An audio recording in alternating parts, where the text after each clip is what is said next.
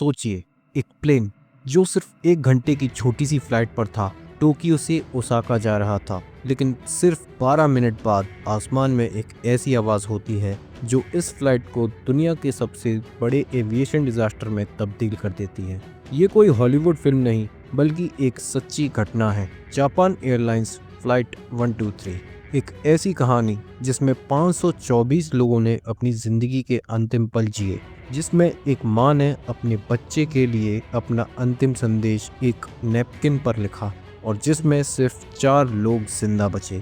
आज हम उसी दिल दहला देने वाली कहानी को एक्सप्लोर करेंगे, लेकिन सिर्फ फैक्ट्स नहीं, उस ट्रेजेडी के पीछे की असली कहानी, गलतियाँ और वो जज्बात जो आज भी लोगों के जहन में जिंदा हैं। 12 अगस्त 1985 का दिन, जब जापान एयरलाइंस 123 एक बोइंग 747 SR प्लेन को टोक्यो के हनेदा एयरपोर्ट से ओसाका के लिए टेक ऑफ करता है। प्लेन में सिर्फ 524 लोग हैं, मोस्टली जापानीज बिजनेस ट्रैवलर्स और कुछ फैमिलीज जो ओबॉन हॉलिडे मना रहे हैं। हर किसी के चेहरे पर मुस्कुराहट है। कोई न्यूज़पेपर पढ़ रहा है, कोई सो रहा है, कोई विंडो से सनसेट देख रहा है। किसी ने क्या सोचा ही होगा कि ये उनकी आखिरी सफ़र होगा। फ्लाइट ने टाइम से टेक ऑफ किया। 12 अगस्त 1985 का दिन था, जब जापान एयरलाइंस फ्लाइट 123 एक बोइंग 747 SR प्लेन टोक्यो के हनेदा एयरपोर्ट से ओसाका के लिए टेक ऑफ करता है। प्लेन में 524 लोग हैं, मोस्टली जापानीज बिजनेस ट्रैवलर्स और कुछ फैमिलीज जो ओबॉन हॉलिडे मना रहे हैं। हर किसी के चेहरे पर मुस्कुराहट है।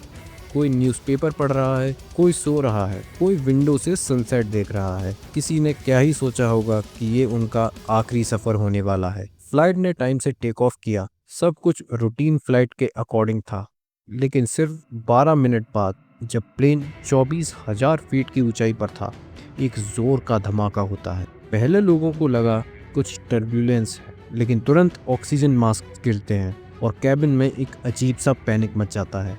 जो हुआ था वो एक मैकेनिकल फेलियर था, लेकिन इसके पीछे की कहानी और भी ज़्यादा खौफनाक थी। 1978 में इस प्लेन का एक टेल स्ट्राइक इंसिडेंट हुआ था। मतलब प्लेन लैंड करते वक्त पीछे का हिस्सा रनवे से टकरा गया था। तब बोइंग ने इस प्लेन को सही तरीके से रिपेयर नहीं किया था, सिर्फ टेम्पररी पैचिंग करी थी, जिसमें प्रॉपर रिवेट्स और जॉइंट्स यूज़ नहीं किए गए थे।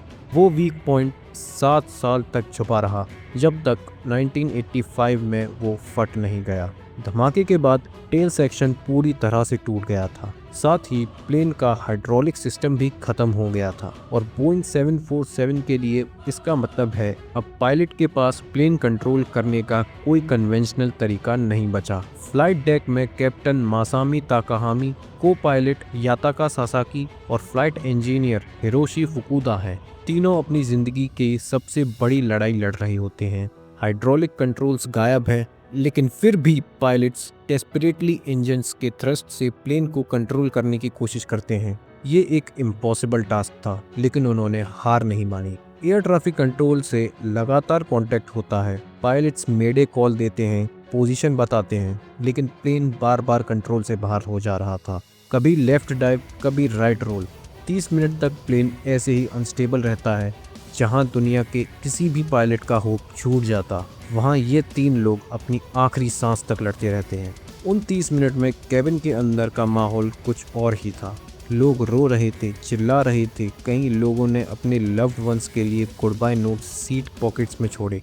ये कुछ लोग काम थे, कुछ प्रेयर कर रहे थे, लेकिन हर किसी को पता था प्लेन गिरने वाला है। जिंदगी के वो आखिरी 30 मिनट शायद किसी इंसान के लिए सबसे लंबे और सबसे भयानक होते हैं। शाम 6:56 पर फ्लाइट 123 जापान के माउंट ओसुताका के डेंस जंगल में क्रैश कर जाता है। जोर का ब्लास्ट होता है और 520 लोग की मौत वहीं हो जाती है। ये अब तक का सबसे बड़ा सिंगल एयरक्राफ्ट डिजास्टर था। रेस्क्यू ऑपरेशंस में भी डिले होता है। रात होने की वजह से टीम्स को जगह लोकेट करने में मुश्किल होती है। जब तक मदद पहुंचती, सिर्फ 4 लोग बचते हैं, सभी वुमेन्स, और सभी रियर सेक्शन में बैठी थी। इन्वेस्टिगेशन से पता चलता है कि क्रैश की असली वजह पुअर मेंटेनेंस थी। बोइंग ने टेल डैमेज का रिपेयर प्रॉपर तरीके से नहीं किया था, जिसकी वजह से rear pressure bulk head fail हो गया था। इस एक नेग्लिजेंस ने 520 लोगों की जिंदगी ले ली। इसके बाद बोइंग ने अपने रिपेयर प्रोटोकॉल्स को बदला। जापान एयरलाइंस ने पब्लिक अपॉलजी दी, लेकिन इस घटना की साइकोलॉजी इम्पैक्ट पूरे जापान पर पड़ गया। पायलट्स को हीरो डिक्लेयर किया गया, उनके फैमिलीज को सैल्यूट दिया गया। उन्होंने इम्पॉसिबल सिचुएशन में भी अपनी पूरी कोशिश की। फ्लाइट 123 की याद में माउंट ओसुताका पर एक मेमोरियल बनाया गया है। हर साल सर्वाइवर्स और विक्टिम्स के परिवार वहां आके श्रद्धांजलि देते हैं। लेकिन इस ट्रेजेडी ने एविएशन इंडस्ट्री को हमेशा के लिए बदल दिया। हर मेंटेनेंस, हर इंस्पेक्शन अब 2 बार चेक होते हैं। प्लेन्स सेफर तो ज़रूर हैं, लेकिन ये सेफ्टी किसी के खून से लिखी गई है। ये कहानी एक क्रैश की नहीं है, ये इंसानी गलतियाँ, सर्वाइवल के स्पिरिट और लॉस के दर्द की हैं। कभी कभी एक छोटी सी चूक, एक छोटा सा डिसीजन इतनी बड़ी कीमत ले सकता है। अगर ये कहानी आपके दिल को छू गई हो तो एक बार उन 520 लोगों के लिए दुआ ज़रूर करिएगा। उनका दर्द, उनका स्ट्रगल हमेशा हमें याद दिलाता रहेगा कि सेफ्टी और रिस्पॉन्सिबिलिटी किसी भी इंडस्ट्री का सबसे बड़ा प्रिंसिपल होना चाहिए। मैं मिलता हूँ आपसे अगली वीडियो में, तब तक के लिए जय हिंद, जय भारत।